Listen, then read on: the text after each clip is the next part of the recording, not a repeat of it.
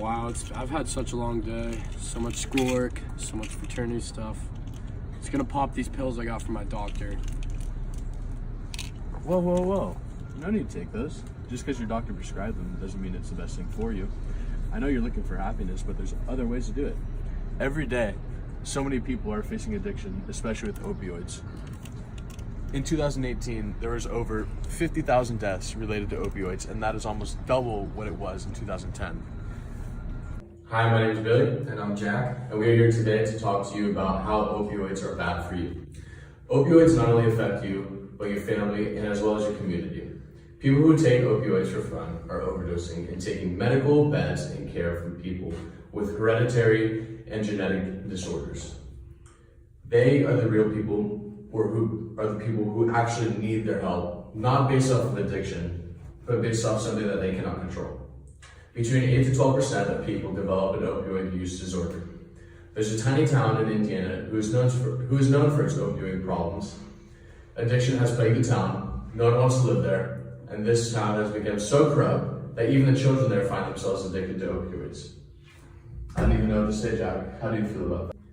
You never like to hear that, Billy. Some sad facts about opioids are that over 130 Americans overdose on opioids per day.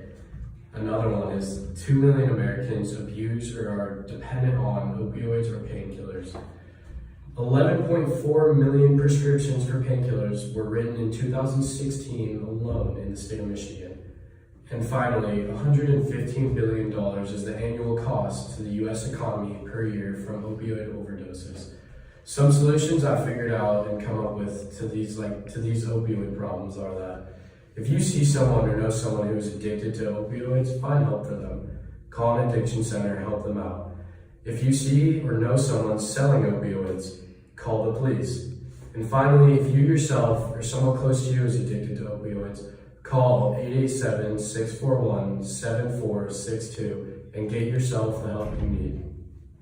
Some solutions that I have thought about for this opioid epidemic is actually targeting the doctors who are writing these prescriptions so easily for the people who are addicted, and them knowing that they're addicted so they could have more cash for their pockets and so that they could be successful. But instead of having it be so lenient towards the doctors and only targeting the addicts themselves, we need to go straight to the source, talk to the doctors and throw them in jail or fire them from their jobs or do something, because they're the ones that are actually starting this epidemic and giving out when they shouldn't really be giving out.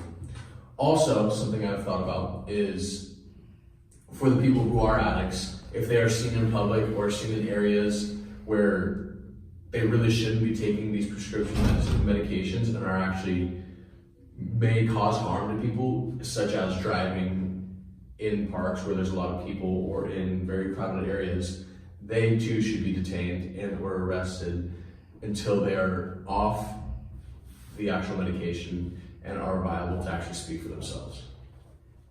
From a sociological standpoint, these people are not contributing to society. They're taking resources and not giving back at all. We need people to be able to work hard and have jobs that will help the society run properly. If the people addicted to opioids go to facilities that can help them and they gain support from support groups, then they can enter back into the world and start contributing to society. Implementing these kinds of solutions, it is hard because some people actually take the medication for pain, so it is hard to decide who should and shouldn't be given it, because some people will become addicted and others might not. That is very, very true. And it's hard to dictate whether you're going to get addicted or this person's going to get addicted, and that therefore we just have to see who's going to get addicted and who's not. They're going to have to take the medication. And it's going to be hard to get rid of it. But all in all, in the end, if you don't take the opioids, you're a winner. You got more cash in your pocket, you're balling, you're doing your thing. So, hey, don't do opioids, man. Yeah. You got it. Hey, thanks, man. Of course, Appreciate anytime. it. Look at me. I'm rich now.